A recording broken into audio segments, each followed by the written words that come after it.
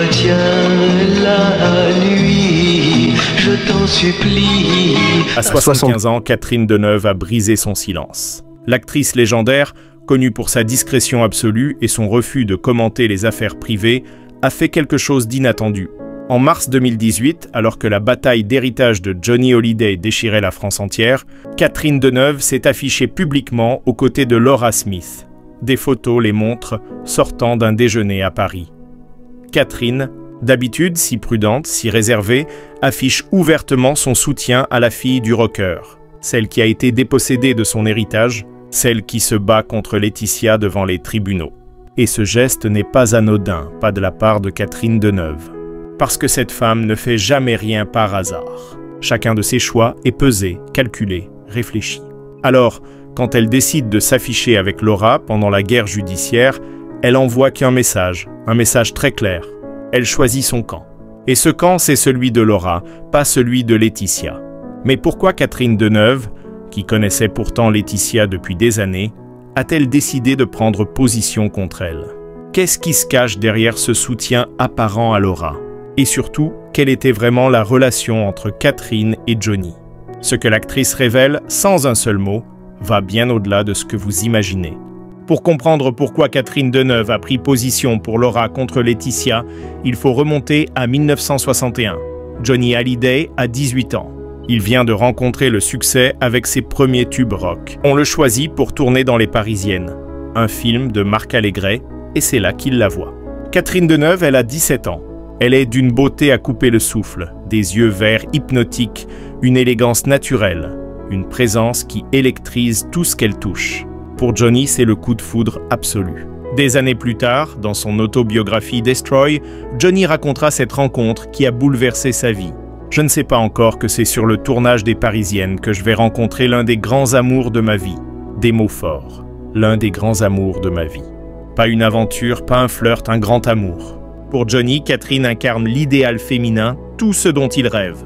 Une femme belle, intelligente, mystérieuse. Catherine est déjà en couple avec Roger Vadim, le réalisateur culte de 15 ans aîné, l'homme qui a fait de Brigitte Bardot une star mondiale. Johnny tombe fou, amoureux et perdument dangereusement, mais Catherine ne veut pas répondre à ses avances. Elle est fidèle à Vadim, elle ne trahira pas. Johnny ne supporte pas ce rejet. Il ne dort plus, il ne mange plus. Il devient obsédé par cette femme qu'il ne peut avoir et un jour l'impossible se produit. Johnny Hallyday, l'idole de la jeunesse française, celui qui fait hurler des milliers de filles, tente de mettre fin à ses jours à cause de Catherine Deneuve, à cause d'un amour impossible qui le consume de l'intérieur. Cet incident marque Johnny pour toujours, et Catherine aussi. Elle n'oublie jamais ce jeune homme qu'il a aimé à en mourir. Ils restent amis proches. Même quand Johnny épouse Sylvie Vartan en 1965, même quand Catherine se marie avec David Bailey la même année, le lien reste une amitié profonde, sincère. En 2020, le biographe Gil Lott publie un livre qui fait l'effet d'une bombe. Il affirme que Johnny et Catherine ont vécu une relation secrète pendant plus de 30 ans, que Catherine Deneuve serait la mystérieuse Lady Lucille, cette femme dont Johnny parlait dans l'intimité. Celle qu'il aimait en secret, celle qu'il protégeait de la presse en lui donnant un surnom, Lady Lucille, inspiré de la chanson de Little Richard. Selon Lott, Johnny lui aurait confié en 1995 cette liaison clandestine qui avait duré des décennies. Catherine Deneuve n'a jamais confirmé ni démenti ces rumeurs. Avec son élégance habituelle, elle reste dans le silence. Mais les indices sont là. En 1979 et 1980, Johnny et Catherine sont tous Deneuve X célibataires et selon Lott, ils ne se cachent plus. Ils sortent ensemble, ils passent des nuits entières dans les clubs parisiens. On les voit à Cannes en 1979 lors du festival. Johnny et Catherine Deneuve, côte à côte, complices radieux. En 1978, une soirée au Japon révèle toute la complexité de cette relation. Johnny s'y trouve avec Sylvie Vartan qu'il vient d'épouser pour la seconde fois après leur réconciliation et Catherine est également présente. Selon Paris Match, qui raconte la scène dans un numéro consacré à Lady Lucille, Sylvie est dans un état de désarroi total. Elle voit Catherine, elle comprend. Elle sait que cette femme représente quelque chose pour Johnny, quelque chose qu'elle ne pourra jamais être. Ce qui est certain, c'est que Catherine et Johnny ont maintenu une amitié indéfectible pendant des décennies. En 2010, pour le 65e anniversaire de Johnny, Catherine est présente à la fête. Les photos la montrent aux côtés de Johnny et de Laetitia, les trois ensemble. Tout semble harmonieux. Laetitia et Catherine discutent, sourient. Eddie Mitchell est également là. C'est une soirée entre amis, entre proches.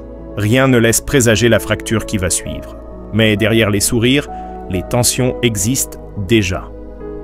Selon le livre La balade de Johnny à Laetitia de Benjamin Lecoge, Laetitia aurait été rendue furieuse par des fax que Catherine envoyait à Johnny. Des messages privés, intimes peut-être. Laetitia ne supportait pas cette proximité entre son mari et l'actrice. Elle voyait en Catherine une rivale, une menace. Cette femme qui avait connu Johnny bien avant elle. Cette femme que Johnny avait aimée à en mourir. Cette femme qui représentait tout ce que Laetitia ne saurait jamais. L'élégance parisienne, l'histoire partagée, les décennies de complicité. Le 5 décembre 2017, Johnny Hallyday s'éteint. Catherine Deneuve, comme des millions de Français, est dévastée. Elle perd un ami de 56 ans. Celui qui l'avait aimé follement à 18 ans. Celui qui peut-être ne l'avait jamais vraiment oublié. Elle pleure en silence. Elle ne fait pas de déclaration. Elle reste dans son rôle de grande dame du cinéma français. Mais elle observe. Elle voit la famille déchirée. Elle voit David et Laura relégués au second plan. Elle voit Laetitia au centre de tout. Et quelque chose se brise en elle. Quelques semaines plus tard, le testament. David et Laura totalement exclus. Tout à Laetitia. Le choc est immense pour toute la France. Et Catherine Deneuve fait partie de ceux qui ne comprennent pas comment Johnny a-t-il pu faire ça à ses enfants. Elle qui connaissait le rocker depuis si longtemps, elle sait qu'il adorait David, qu'il était fier de Laura. Alors, pourquoi ce testament? Catherine a ses doutes comme beaucoup d'autres proches, mais elle reste silencieuse. Elle ne fait pas de déclaration publique. Pas tout de suite. En février 2018, la bataille judiciaire commence. Laura et David attaquent le testament devant les tribunaux. Nathalie Baye, la mère de Laura, prend position publiquement dans le Figaro. Toute la famille Boudou est citée sur le testament jusqu'aux frères que Johnny ne supportait pas, tandis que David et Laura, artistes eux-mêmes, se voient refuser ne serait-ce que le droit d'écouter le projet d'album posthume de leur père. Des mots durs qui visent directement Laetitia. Sylvie Vartan fait de même. Elle affirme ne pas croire que Johnny ait voulu déshériter ses enfants. Eddie Mitchell, Jean-Marie Perrier, tous les vieux amis de Johnny se positionnent du côté des enfants. Catherine Deneuve, elle adopte une stratégie différente. Plus subtile, plus efficace aussi peut-être. Là où tout le monde parle, elle agit. En mars 2018, le magazine Voici publie des photos exclusives. Catherine Deneuve et Laura Smet sortant d'un déjeuner à Paris. Les Deneuve X-Femmes marchent côte à côte. Catherine a un bras protecteur autour de Laura. Elle parle, sourit. On sent une vraie complicité, une vraie affection. Le magazine titre Laura Smet. En pleine tempête, sa protectrice est une star du cinéma français. Ces photos valent toutes les déclarations du monde. Catherine Deneuve, qui refuse systématiquement de commenter les affaires privées, qui ne donne jamais son avis sur les polémiques, s'affiche publiquement avec Laura pendant la guerre judiciaire. Le message est limpide. Je suis avec elle, je la soutiens. Je ne crois pas au testament. Catherine n'a pas besoin de mots. Son geste parle pour elle, et ce geste est d'autant plus fort qu'il vient de quelqu'un qui ne fait jamais rien sans raison. Selon Voici, Catherine se serait montrée particulièrement protectrice envers Laura. Elle aurait tout fait pour lui changer les idées, pour l'aider à traverser cette épreuve, pour lui rappeler qu'elle n'est pas seule, que des gens l'aiment, que son père l'aimait. Catherine devient l'ange gardien de Laura, celle qui veille sur elle dans l'ombre. Celle qui la soutient sans chercher la lumière, et cette discrétion rend son geste encore plus puissant. Maître Hervé Temim, l'avocat de Laura, compte Catherine Deneuve parmi ses clients. Cette information n'est pas anodine, elle crée un lien supplémentaire entre les Deneuve X-Femmes. Catherine fait partie de l'entourage proche de Laura, de son cercle de confiance. Elle est dans la boucle, elle connaît les détails du dossier, elle sait ce qui se joue vraiment dans cette bataille. Et malgré tout ça, ou peut-être à cause de tout ça, elle choisit de rester aux côtés de la fille de Johnny.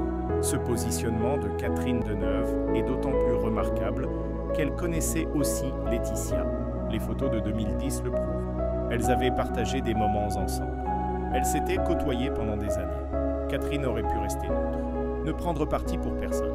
C'est ce que font la plupart des gens dans ce genre de situation. Rester en dehors, ne pas se mouiller. Mais Catherine a fait un autre choix, le choix de la loyauté envers Johnny d'abord, envers sa fille ensuite, car c'est bien de ça qu'il s'agit. Catherine a reporté sur Laura l'affection qu'elle portait à Johnny. Elle voit en Laura la fille de l'homme qu'elle a aimé, celle qui porte son nom, celle qui lui ressemble. Cette jeune femme fragile, blessée par la vie qui se bat pour obtenir justice. Catherine ne peut pas rester indifférente. Son histoire avec Johnny, quelle qu'elle ait été, la lie à Lura pour toujours. Certaines rumeurs, jamais confirmées, suggèrent que Catherine aurait fait plus que se soutenir moralement Laura, qu'elle l'aurait conseillé, qu'elle aurait peut-être même aidé financièrement, qu'elle aurait utilisé son réseau, son influence pour aider Laura dans son combat. Ce ne sont que des rumeurs, aucune preuve, aucune confirmation. Mais elles circulent dans le milieu du cinéma français et elles renforcent l'idée que Catherine Deneuve a joué un rôle bien plus important qu'il n'y paraît dans cette affaire. Ce qui est certain, c'est que Catherine a pris position publiquement, sans équivoque, et ce positionnement vise directement Laetitia, car soutenir Laura, c'est automatiquement s'opposer à Laetitia. Dans cette guerre, il n'y a pas de neutralité possible. Soit on est d'un côté, soit on est de l'autre. Catherine a choisi le camp de Laura, donc contre Laetitia. Et cette opposition n'est pas juste tactique, elle est profonde, personnelle même. Selon le livre de Benjamin Locke, Catherine et Laetitia n'avaient pas de bonnes relations. Les fax envoyés à Johnny, les tensions pendant les anniversaires, la jalousie de Laetitia face à cette femme du passé qui restait si présente dans la vie de son mari. Tout cela avait créé un climat délétère. Alors quand Johnny est mort, quand le testament a exclu Lura, Catherine a vu rouge. Elle a estimé que c'était injuste, que Laetitia avait trahi la mémoire de Johnny, qu'elle avait dépouillé ses enfants, et Catherine Deneuve ne pardonne pas ce genre de choses. Il y a aussi une autre dimension. Catherine Deneuve est une femme de principe.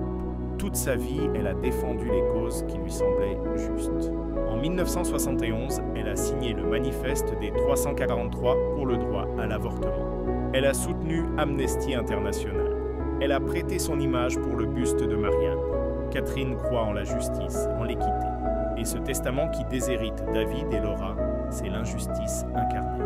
Alors, elle ne peut pas rester silencieuse, même si ça signifie s'opposer à Laetitia. Même si ça signifie entrer dans une guerre qui ne la concerne pas directement. Mais peut-être que si au fond cette guerre la concerne. Si les rumeurs sur Lady Lucille sont vraies, si Catherine et Johnny ont vraiment vécu une histoire d'amour secrète pendant des décennies.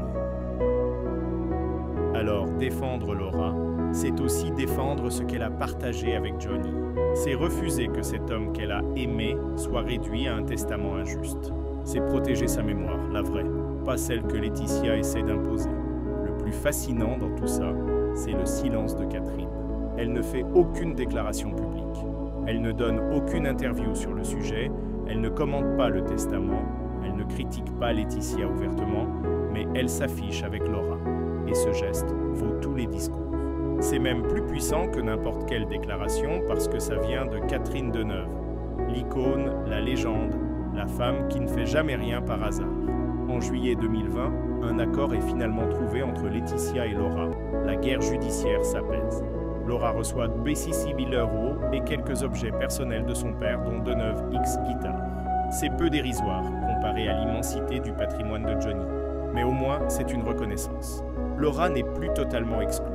Elle existe dans l'héritage. Symboliquement, c'est une victoire. Et cette victoire, Laura la doit en partie à tous ceux qui l'ont soutenue. Sa mère Nathalie Beu, son frère David, Eddie Mitchell, Jean-Marie Perrier, Sylvie Vartan et Catherine Deneuve. Tous ces gens qui ont refusé la version officielle, qui ont cru en elle, qui ont pris sa défense publiquement ou dans l'ombre. Catherine fait partie de ces gens discrètement, efficacement, loyalement.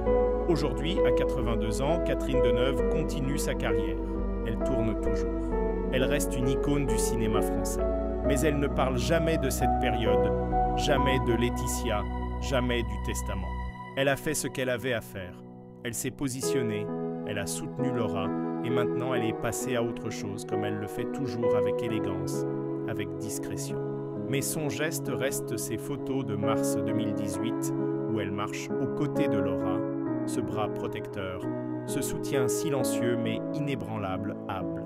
C'est la façon Catherine Deneuve de dire ce qu'elle pense de Laetitia Hallyday sans un mot, Sans une déclaration, juste un geste, et un geste qui en dit long. Très long sur ce qu'elle pense vraiment de la veuve de Johnny, sur ce qu'elle pense du testament, sur ce qu'elle pense de toute cette histoire.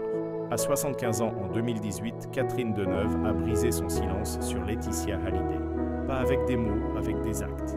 Et ces actes parlent plus fort que n'importe quel discours, parce qu'ils viennent d'une femme qui ne fait jamais rien sans raison. Une femme qui a aimé Johnny, qui a peut-être été son grand amour secret, et qui refuse de voir sa fille dépouillée de son héritage. Catherine Deneuve a choisi son camp, le camp de Laura, le camp de la justice, le camp de Johnny. Et ce choix, elle l'assume en silence, mais avec une force incroyable comme seule Catherine Deneuve sait le faire.